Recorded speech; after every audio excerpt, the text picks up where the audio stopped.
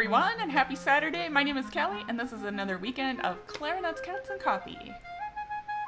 Isn't this cute? This was a birthday present from one of my friends. It's a little Luke. He is so cute. Look at that tom-tom. Oh, he's such a cute kitty. In today's video, I am going to give you a short excerpt from a Magnani caprice, and I like this whole caprice. It's quite long. I don't really feel like playing the whole thing, so I'm just gonna play a little bit of it for you guys, and I will share an excerpt of it with you.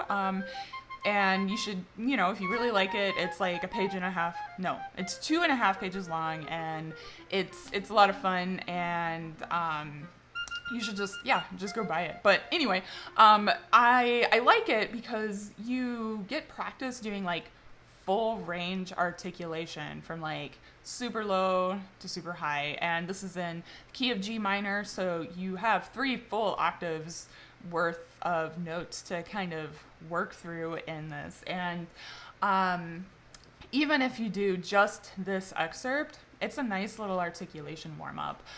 So before I get into sharing tips and things with you guys, I want to thank my patrons. You guys mean a lot to me. Thank you so much for supporting my channel. If anybody wants to become a patron, you can join for as little as $3 a month.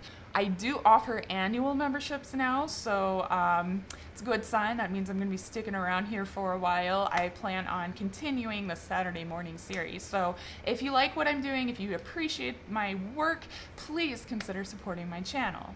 Now, Clarinets, Cats, and Coffee is a series that I actually started 1 year ago in the pandemic, and I named it that because those are 3 things that make me very happy: practicing my clarinet, hanging out with my cats, and drinking coffee. And I thought we all needed a little bit of joy and a little cheer in our lives, and so this kept me going during 2020. And now that things are reopening, I did consider thinking like, okay, maybe I would scale back a little bit on my channel, but I do really love doing it. I love connecting with my whole YouTube community. So if you guys like what I'm doing, please leave a comment below.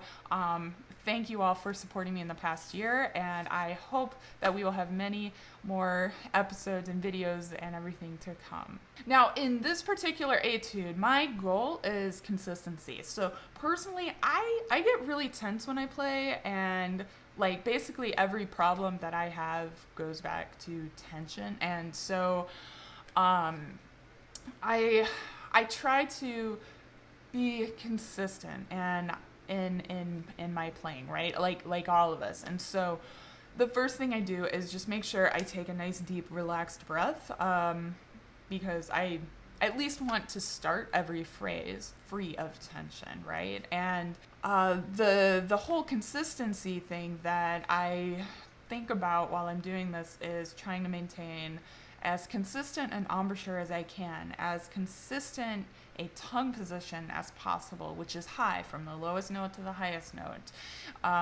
Clear articulation, aiming tip of the tongue toward the tip of the reed, and maintaining as relaxed a throat to facilitate smooth, clean airflow through the instrument.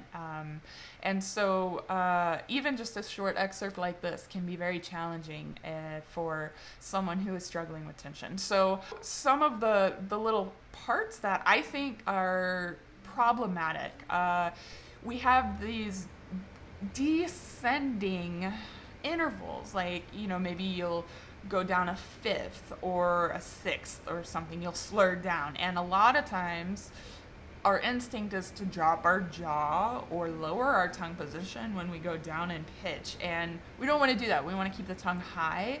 And so when I'm doing these descending slurs, I try to imagine actually blowing a little more air, a little bit faster air, to keep that transition very smooth, keep my air whooshing through that descending slur, because after that slur, you got a whole bunch of notes to articulate. So if your air or if your air slows down, if your tongue drops or your jaw drops whenever you go down that large interval, none of the articulation after that is going to sound good. So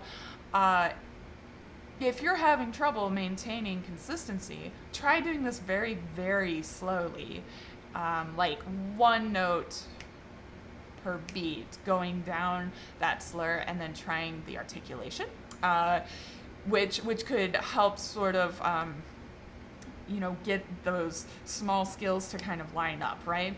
The other thing that can be problematic is ascending intervals too. It's just, I don't know. Everything's a problem on clarinet, isn't it?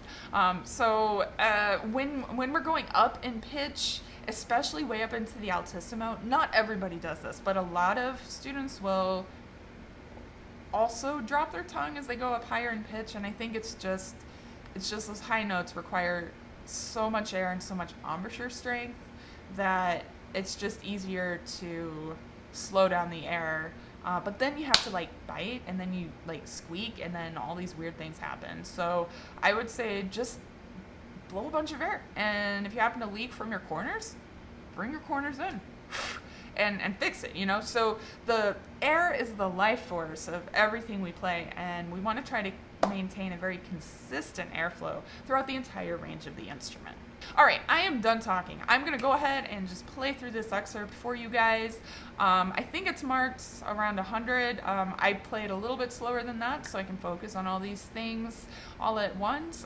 Feel free to jump in and join me if you would like and play along.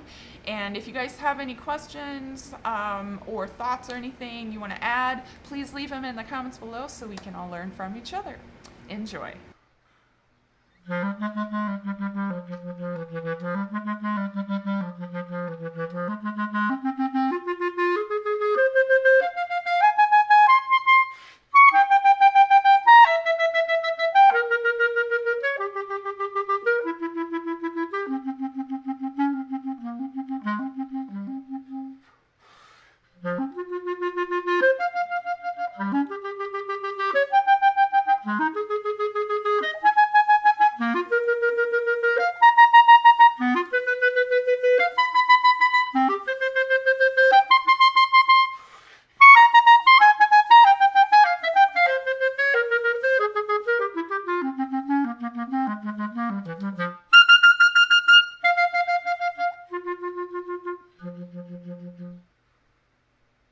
All right, guys, that was a lot of fun.